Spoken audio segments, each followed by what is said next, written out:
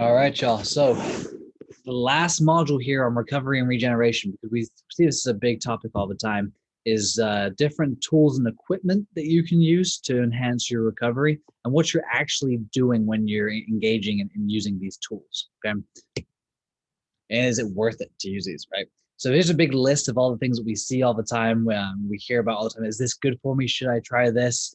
We're going to go through all of these one by one and let you know what our verdict is, or whether you should try them or not, or if you should trust them or implement them in your practice. So first one for recovery tools, right? The first and foremost, the best recovery tool that we have is exercise, right? So are we warming up and cooling down correctly? Are we doing an appropriate amount of strength training? Are we doing our individual and team movement prep, right?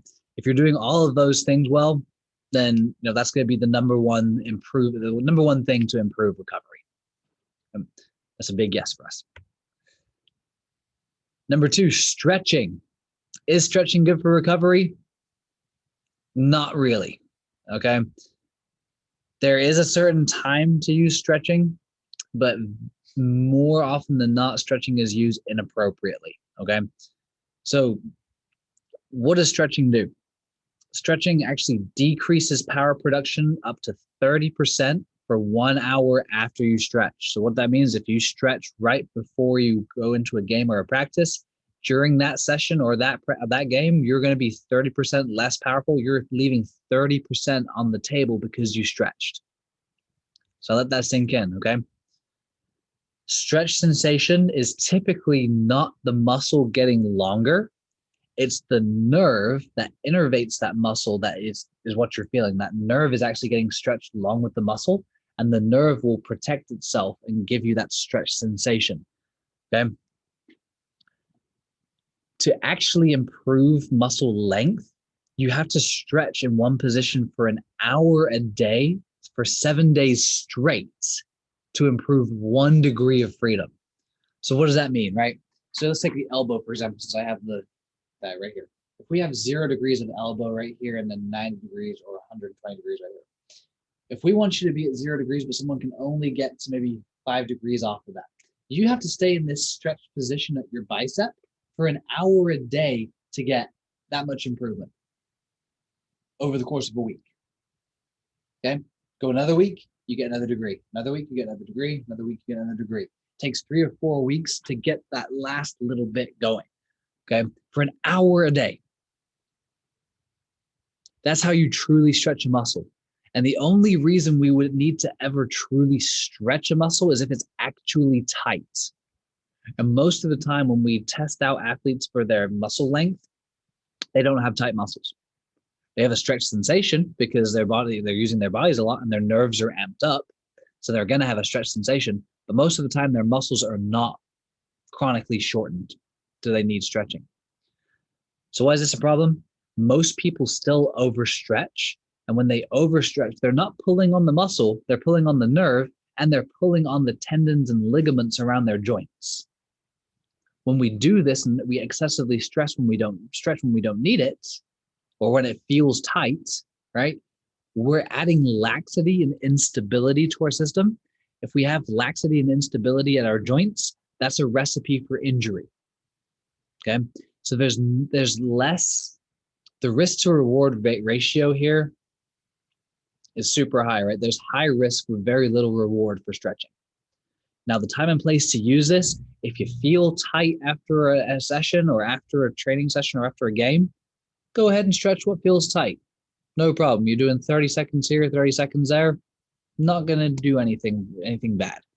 What it's going to do is just give you that little stretch sensation on the nerve, make you feel a little better, right? A little feel good, but it's not doing anything physiologically other than giving you a mental improvement, okay? So just keep that in mind. Stretching, not high up in our book. All right, modalities. So modalities is a big kind of overarching topic for a bunch of different tools, okay?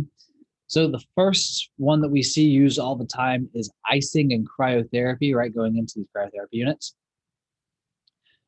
Icing, we've all probably heard of RICE, right? You hurt yourself, there's some swelling going on. Rest, ice, compression, elevate, right? RICE. RICE has been debunked. the scientist who came up with rice has gone on record in the past 10 years and said, I made it up. It doesn't do anything, and the research does not support resting, icing, compressing, or elevating. Okay. What does ice do? Ice constricts and makes your blood vessels smaller. Okay. When they're smaller, it doesn't allow as much fluid or blood flow to go into the injured area. So it stops the amount of swelling that happens. It's a good thing, right? Wrong. It's not a good thing. We need inflammation. We need swelling to occur because it's the first stage of the healing process. So if we ice and we stop that swelling process from happening, we're actually increasing the time it takes to fully recover from an injury. We're actually slowing the healing process by doing it. So why are we icing? Okay. There's only two benefits to icing. If you're in pain, you can put ice on the painful area and it will numb the nerve ending and make it less painful. That's a pretty good benefit. Number two, exposure to icy or cold conditions has a benefit of improving our immune system or our immune response. Okay. Now, if you talk to someone who owns a cryotherapy place or like tells you, hey, go into one of those cryo chambers, it's going to help your recovery. What the cryo chamber is going to do, it goes down to like -200, right? That goes into like frosty conditions. What that's supposed to do is take blood flow away from your limbs, put it into your vital organs, and then when you get back out of that cryotherapy, it gives you a more oxygenated blood. It's bullshit. It doesn't work. Okay. The only benefits of cryotherapy are just what I said. If you're in pain and you go into a cryotherapy unit, you may have a decrease in pain temporarily because your nerve endings are temporarily numbed. That's all it's doing. Now, I will say if you regularly go and use a cryotherapy and kind of shock your body with this cryotherapy, you may have some improvements in your immune response. So you may be a little healthier, but it's not going to improve performance. It's not going to improve recovery. Okay. Moral of the story, stop icing. Next modality would be heat. We're also going to throw two other things, sauna and red light therapy, into the same, because they're all kind of doing the same thing. Okay. All three of them are going to increase blood flow and flush out the inflammation that's currently present. Okay. It's going to increase the temperature of the tissues. It's going to allow a loosening or a stretch, almost like a stretching effect, like it's going to allow your muscles to be looser. There is absolutely no harm to heat, sauna, or red light therapy except for overexposure, right? So if you're there for past the recommended amount of time, you could get into like a heat stroke situation or potentially burn yourself, right, if you're not handling the equipment properly. Okay. But if you prescribe to the recommended amount, 10 minutes, 15 minutes at most, right, and you recognize symptoms of not being dizzy or lightheaded, then you're absolutely fine. Use heat. I would prefer you use heat over ice for recovery after exercise. Okay. Now, sauna can also improve your testosterone levels through something called heat shock proteins. So if you expose, very similar to ice, right? We said if you expose yourself to like these cold conditions in a periodic time frame, like for 5 minutes or so, then you can improve your immune response. If you sauna periodically and expose yourself to heat periodically, don't be crazy or stupid with this, right? Then you can create what's called heat shock proteins, which only form through your hormones when you're exposed to heat, but they actually increase the amount of testosterone in your body. So they can have an improvement on athletic performance. Okay. Last one we have on here is electrical stimulation. So electrical stimulation, we all know it, right? It's those little pads of those little electrodes we stick on painful areas, and they kind of cause that little buzzy sensation, that tingly sensation. We call those a pain band-aid. So what they're going to do, very similar to ice, is they're going to allow the pain to decrease temporarily because you're basically just numbing the nerve ending, for lack of a better explanation. Now, you can have significant pain decrease for about 30 minutes after using it, but the problem is it's just blocking the nerves temporarily. It's not doing anything to heal you. It's not doing anything to, treat the cause of your pain. It's not a cure-all, right? Unfortunately, it's used on everybody as a, hey, this is going to help with your pain. It will temporarily, but it's not going to treat anything. It's not going to actually do anything. It's just numbing you. Okay. So use this at your own caution, at your own risk. The other thing we have here is topicals. So these topical ointments, right? These BioFreeze, Icy Hot, Tiger Balm, they have the exact same effect of E-stem, right? You can rub it on your body. It'll give you a little nerve response or a little nerve blocking for a few minutes to make you feel a little better. But again, as soon as those effects wear off, pain comes back, and you're not any better. They haven't healed anything. Okay. So that's it for modalities. The next topic of discussion here for improvements in recovery is manual therapy, right? So manual therapy is a big wide world here. So what manual therapy is hands-on techniques to improve movement.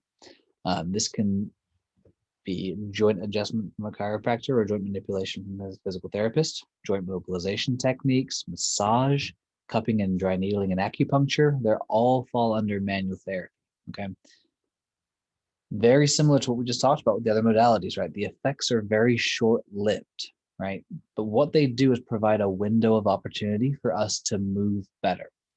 So if we're going to use manual therapy as part of our recovery routine, we have to pair the manual therapy with an appropriate exercise intervention for it to be effective long-term, okay?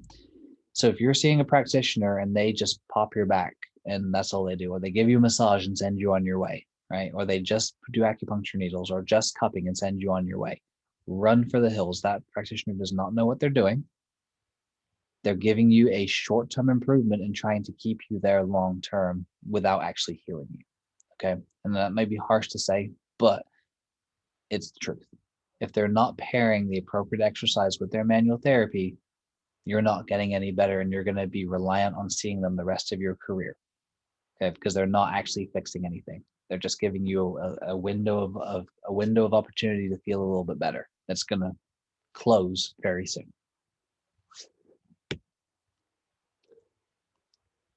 So going back to that RICE thing, right? We talked about ice earlier, but compression pants is the C of that, right? Compression. We know that compression pants don't do all that much for us.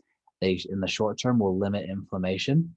But again, similar to ice, it has a negative effect on healing times. It actually slows your healing and your recovery. Okay. Do they look cool? Yes. Do they feel good? Yes. But do they treat anything? No, they do not. You're probably going to know the answer to this too. So Theraguns, right? Those vibration guns that you see that are super popular the past few years. We can even throw foam rollers and vibration plates into this exact same category.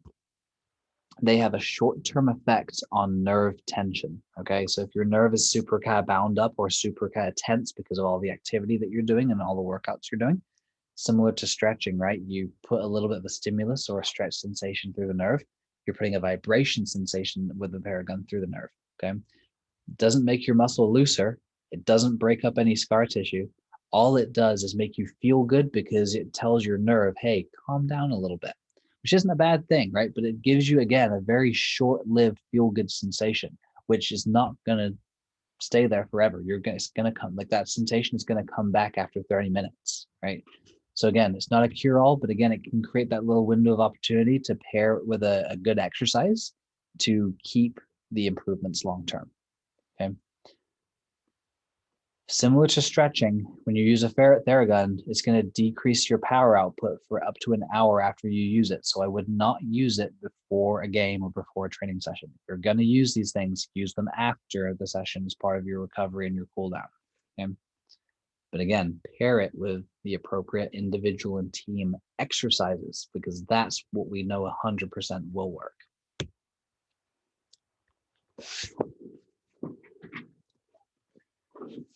Taping is another category here.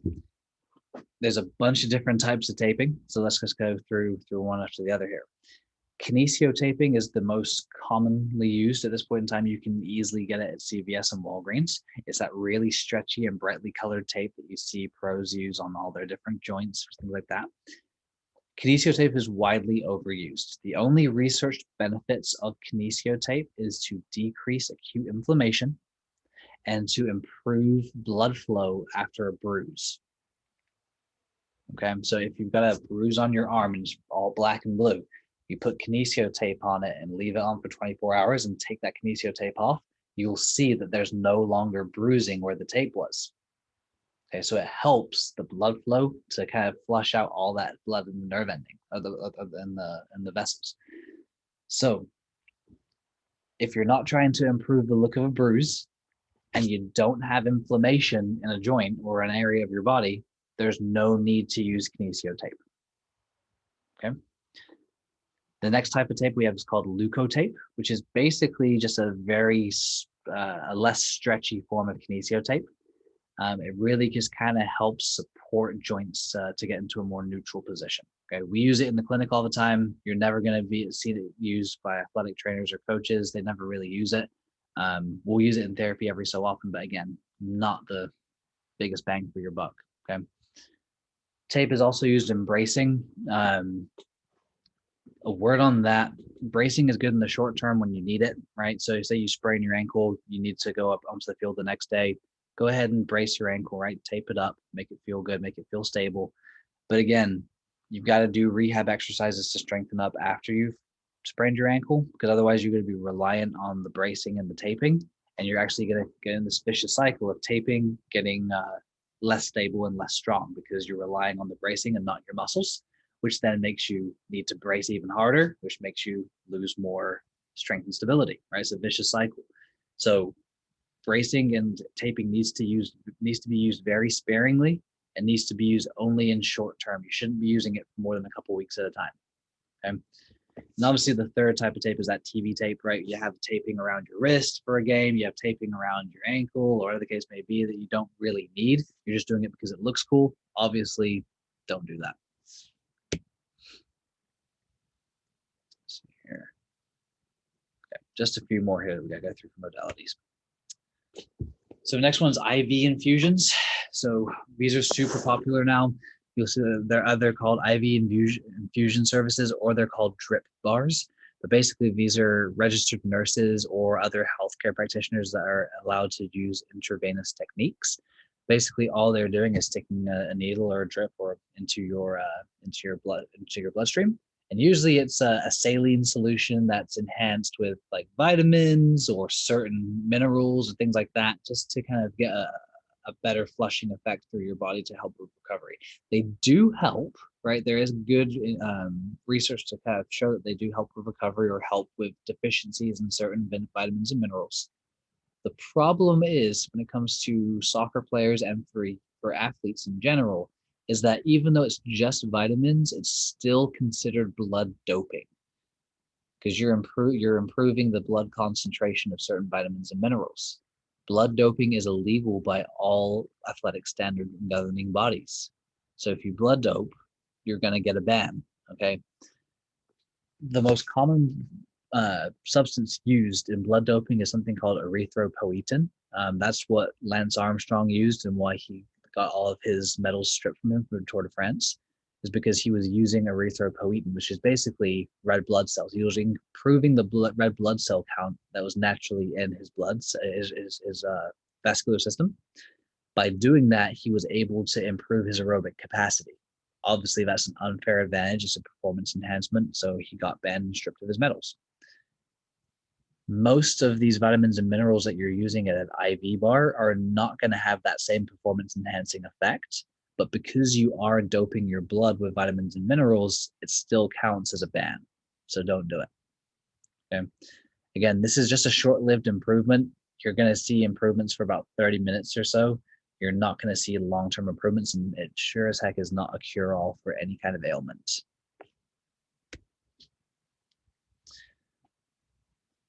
All right, we're coming to the end of this one. This is kind of a long module, but footwear is another hot topic here when it comes to modalities or things that we can do to improve our performance.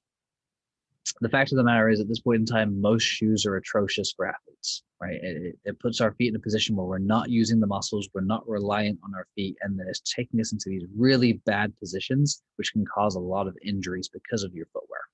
Okay. The most important factor when you're choosing a shoe is comfort.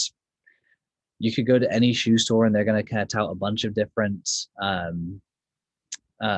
attributes to these shoes, right? They're going to say, oh, these are anti-pronation shoes. They're going to improve your pain. They're going to improve your, your drop height. They're going to improve the your speed. They're going to improve all these other attributes, right? You may even hear kind of the advertisements of, oh, this drop, it only has a 2 millimeter drop, or these shoes are only 0.2 ounces. They're the lightest shoes on the market. There's no evidence to date of any of these attributes of the shoe improving your performance. Okay, so that's that in for a second, right? Shoes do not improve performance. There's no evidence of it, despite all the marketing efforts that companies like Nike and Adidas have. Okay. The only thing that's important is you have a shoe that is comfortable, that doesn't over pad or over push you into one position. Okay. Everything else is irrelevant because ultimately we have to train our feet, right? We have to do strength training in a barefoot position to create some strength in the bottom of our foot. And at that point in time, it does not matter if we have adequate strength in our foot. It does not matter what footwear we use. Okay. So how do we improve our foot strength? You want to watch the video on our YouTube channel called Foot Core Series. It gives you about 6 or 7 exercises that you can do to improve your foot strength. Okay? If you have athletes, again, on the assessment that we're going through, if you have athletes that are going into this overly pronated position or they complain of foot pain, the Foot Core Series is going to be the first place we look to improve. Now, the other piece here is we know that there's a lot of big toe injuries in soccer specifically. A lot of the time it's because we don't have adequate foot strength. Obviously, this is my hand, but if you looked at your athlete's foot and they're not able to just have their foot flat on the ground with their toes individually spaced, then they have limited foot strength. That's a good rule of thumb to use. Now, what you're going to see long term is that the big toe is going to start drifting and crossing over the other toes. Okay. When that happens, that's when bunions form. That's when all these kind of aches and pains and inflammation happen in the big toe. How do we get away from that? We can buy something on Amazon called toe spacers. So if you've ever gotten a pedicure done, you know that they give you this little foam block to put between all your toes to make sure you don't like mess up all the nail paint on there, right? You can use something similar to that daily. Just put the spacers between your toes and leave them there for a couple hours a day. It's going to start training your toes to be in a more neutral position so that you can continue strengthening and improving your what we call your base, right? Your foot strength. So what does all of this information mean, right? So modalities in general, yes, they have their place in training and rehab. They're not cure-alls, but their place is short-term effects, right? They improve pain and they improve comfort in the short term for about 30 minutes. That's not a problem, right? You can do it. You can rely on these things for a little bit of relief, but know that none of these modalities are going to help you to improve your performance or help you get out of pain in the long run. Okay. Nothing can substitute gaining active control of strength and motion in your body. Okay. So exercise appropriately, whether that's a recovery exercise, mobility drill, whatever we feel like you need based on your assessment, that's what's going to help your recovery much more than these modalities. Okay. Most of the time also, a lot of these modalities are going to decrease performance for up to an hour after you've done them. So if you do some kind of modality, you have some kind of stretching, some kind of Theragun or foam rolling, your power output is going to decrease by up to 30% for an hour after you do them. So if you're doing these as part of your warm-up because you want to feel good, that's totally fine, but do them at least an hour before the game or before training, okay? Use them as a feel good, but don't expect them to help you truly recover or get any better, okay? So we're going to leave modalities at that. I hope you've learned something. I think a lot of this is pretty surprising to a lot of people that these modalities don't work, especially in the ice realm, right? We know that ice does not improve recovery. So, take the advice here, right? I know a lot of us are having this mental state where, oh, I have to ice afterwards or I'm not going to be better for my next game. That's totally fine, right? If you have these mental blocks, go ahead and use them if they make you feel better. But these are the facts and modalities, and we need to start implementing some change here to really optimize our